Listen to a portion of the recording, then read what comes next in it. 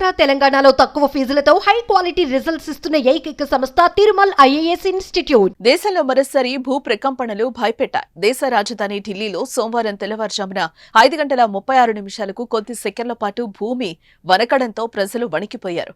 భయంతో రోడ్లపైకి పరుగులు తీశారు. ఢిల్లీతో పాటు నోయిడా, గుర్గాం ప్రాంతాల్లో భూమి ప్రకంపనలు చోటు చేసుకున్నాయి. ఇంట్లో వస్తువులు కదిలాయి. ఫ్యాన్లు, మంచాలు కాసేపు షేక్ అవ్వడంతో అంతా షాక్ అయ్యారు. అపార్ట్మెంట్లు, విద్యుత్ స్తంభాలు ఊగాయి. భారీ శబ్దం కూడా వినిపించినట్లు కొందరు స్థానికులు చెప్తున్నారు.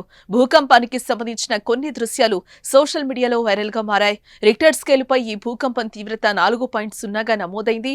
భూకంప కేంద్రం లోతు కేవలం 5 కిలోమీటర్లు మాత్రమేనని national centre for seismology X వేదికగా వెల్లడించింది.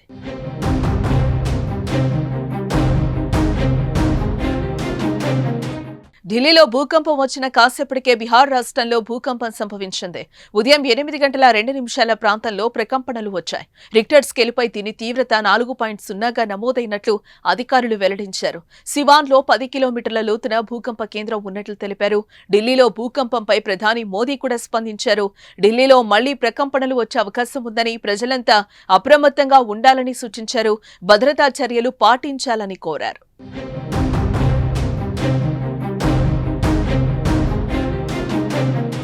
భూకంపం కారణంగా ఎటువంటి ప్రాణ ఆస్తి నష్టం కలగకపోవడంతో ప్రజలు, అధికారులు ఊపిరి పీల్చుకున్నారు. కానీ వరుస భూకంపాలు ప్రజలను భయపెడుతున్నాయి. గత నెలలో నేపాల్, టిబెట్ సరిహద్దుకు 93 కిలోమీటర్ల దూరంలో ఉన్న లబుచే ప్రాంతంలో భూకంపం సంభవించింది.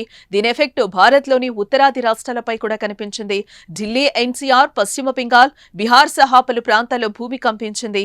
మళ్లీ నెల వ్యవధిలోనే మరో భూకంపం రావడంతో ఆందోళన గురిచేస్తోంది.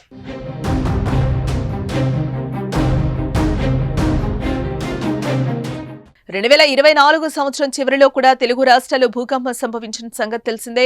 ములుగు, కరీంనగర్, భద్రాద్రి, కొత్తగూడెం, ఖమ్మం, హన్మకొండ, వరంగల్, విజయవాడ, నందిగామ సహా చాలా ప్రాంతాల్లో భూమి కంపించింది. కొన్ని చోట్ల ప్రకంపనలు ఎక్కువగా ఉండగా కొన్ని చోట్ల స్వల్పంగా ఉన్నాయి. తర్వాత కొన్ని రోజుల వ్యవధిలోనే ప్రకాశం జిల్లాలో పలుమార్లు భూమి కంపించింది.